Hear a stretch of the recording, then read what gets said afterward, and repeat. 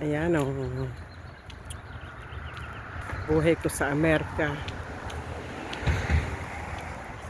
Dito sa California.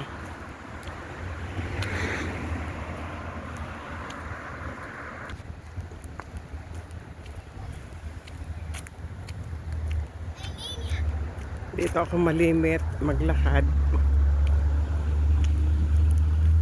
Dito mga nakaparada ang mga sasakyan sa labas ng karsada.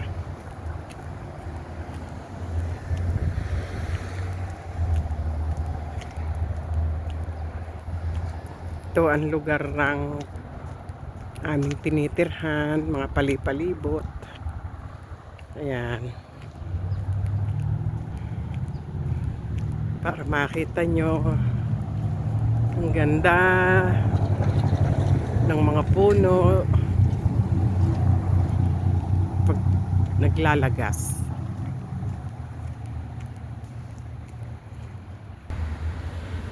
Ang ganda ng bulaklak.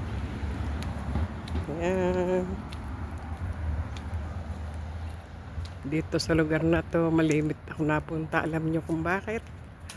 Maraming lemon sa mga bakod, pero hindi kayo pwedeng basta kumuha na lang.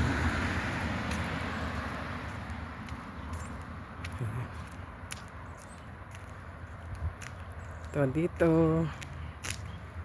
Maraming lemon, hitik sa bunga.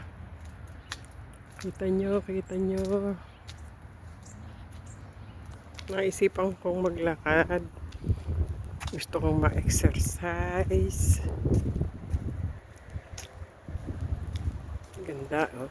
Nagsisibol na ulit. Ayun, ang lemon. Dami. Kita nyo ba, guys?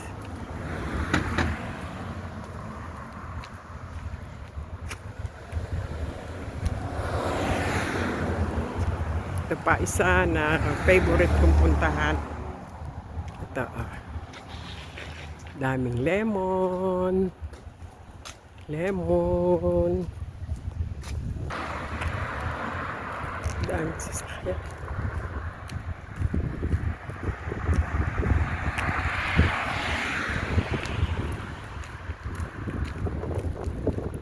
Guys, malakas ang hangin. Malamig. Kahit may araw.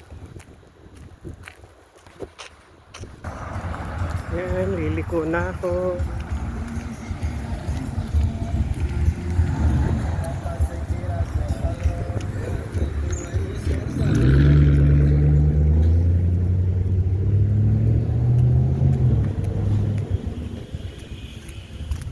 Kita nyo guys, mga sasakyan natin ito sa mga tabi ng karsada, pero may daanan. Ayan, dinadaanan ko, daan tao. Malimit po dito ay mga Spanish ang nakatira.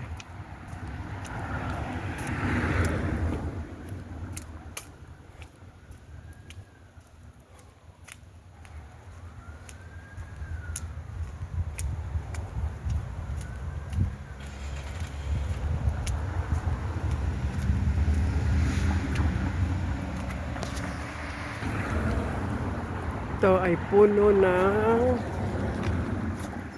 lemon or orange.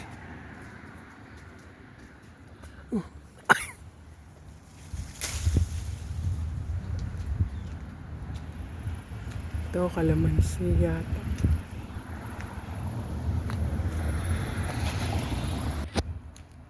Ayan, ito. Alam nyo guys, kaya ako natutuwang maglakad. Natutuwa akong makita yung mga puno ng lemon, puno ng orange. Ayan. Kita nyo.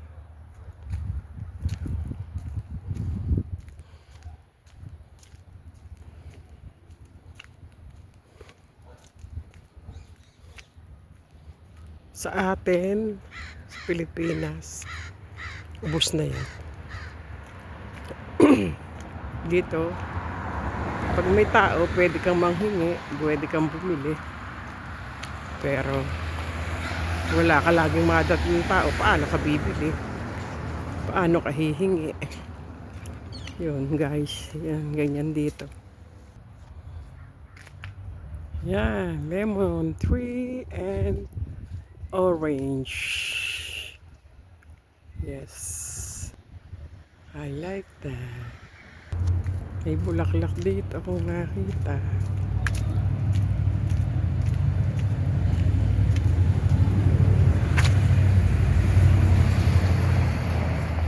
Malayo-layo na rin nalalakad ko.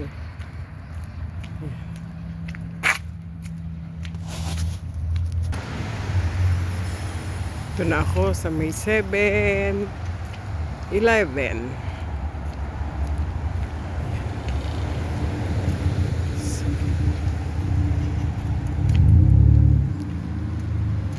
Akala nyo sa Pilipinas lang may 7-Eleven. Dito din. Ito naman yung antayan ng bus 12. 7-Eleven.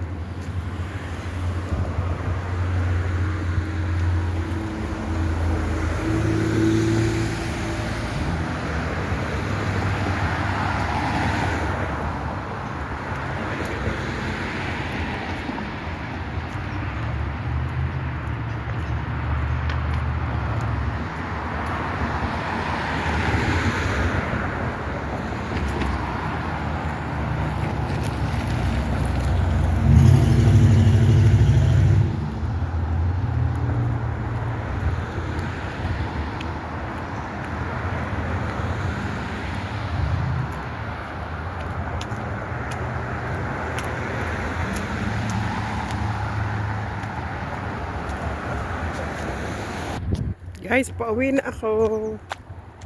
Thank you, Lord. Nakapaglakad-lakad.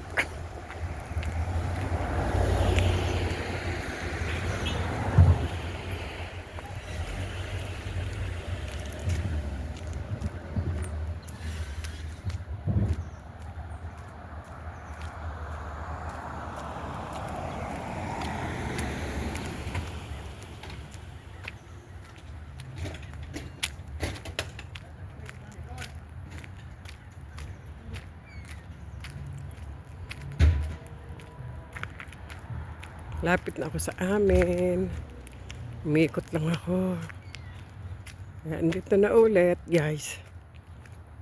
Bye-bye. Bye-bye. Bye-bye.